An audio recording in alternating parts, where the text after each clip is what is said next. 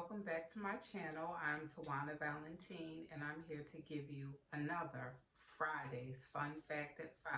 So today's topic, I wanted to talk about, can I buy a house if it is contingent or pending? That's something to think about. So let's get into it. Fact number one, what does contingent mean? So when a property is marked as contingent, that means that a buyer has made an offer and the seller has accepted that offer, but the deal is conditional because one or more things need to be completed in order for that deal to actually go through. So that's what being contingent is contingent upon a couple of things. It could be one or it could be multiple things that need to be done. Fact number two, so in real estate, there are several different types of contingencies. So one of them being a home inspection. So let's talk about a home inspection. So that's when a buyer's offer has been accepted, the earnest money deposit has been given. The deal is always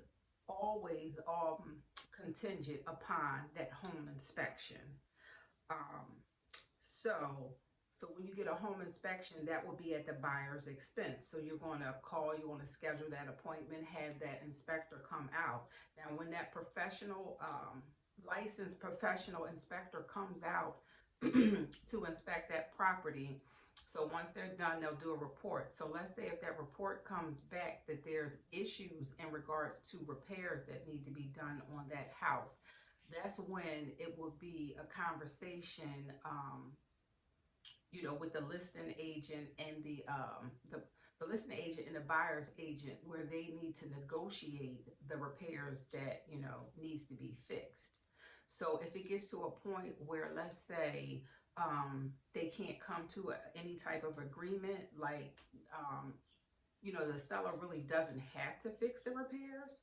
So if the buyer and the seller, they don't come to any type of agreement to resolve the issues, then you as the buyer can back out of the deal. You would get your earnest money deposit back, and that house would go back on the market. So fact number three, mortgage contingencies. So let's talk about that. So if a buyer has issues getting financing from a lender, that would be a problem. Because sometimes, underwriting, when you have to submit all your information, underwriting asks you so many different things, and just for whatever reason that buyer is unable to get financing, then that contract would be void, and that property will go back on the market. Let's talk about, let me see. So that was the mortgage contingency. So I also do want to talk about appraisal contingencies. And with an appraisal on that property, that's when the lender orders an appraisal on that property. It will be at your expense as the buyer to pay for that appraisal on that property.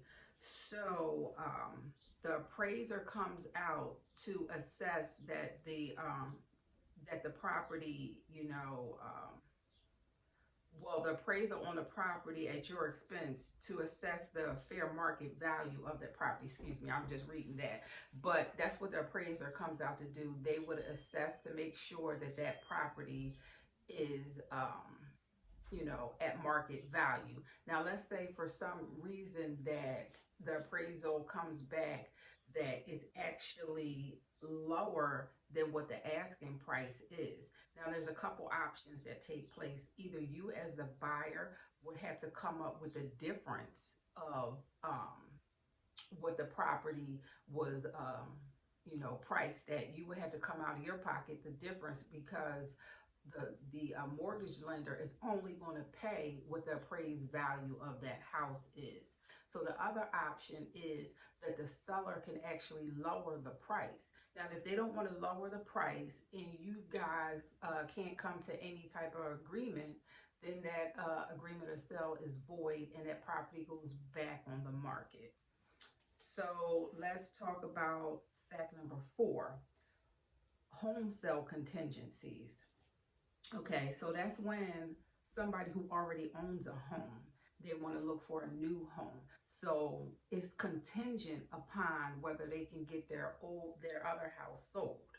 Um, and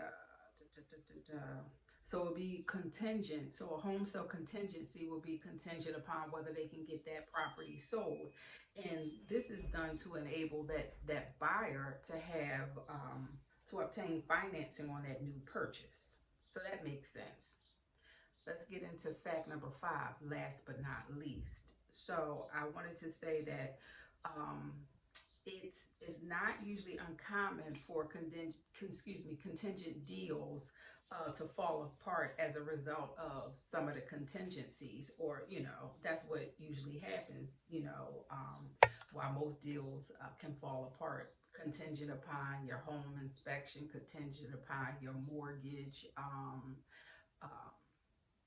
whether you can get a mortgage loan, contingent upon the appraisal on the property. So it's several different reasons why a deal can actually fall apart because of the contingencies. So just keep in mind, when a property is in that contingency status, a listing agent actually can take up a backup. They can accept a backup offer. That's just in case that deal falls apart. So that's something good to know. It always, sometimes it may not fall apart. So, you submitted an offer and, you just is a backup offer and whatever, the property sold. So just remember that when a house is pending, if it's in the pending status, that means that all the contingencies have been accepted. The deal is actually almost on its way of being completed. So in a pending status, normally there is never, any backup offers accepted because you're almost at that closing table. So those were my fun facts for today. If you liked anything that I've talked about, please subscribe to my channel. All the information is below.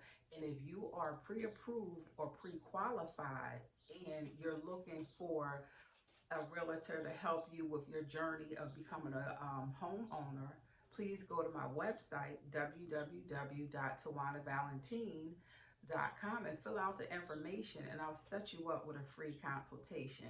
Remember, guys, to like, share, and comment on this video. By sharing this video, you could be helping someone who didn't know about contingencies and the pending status. So join me next week for another Friday's Fun Fact at 5. Bye.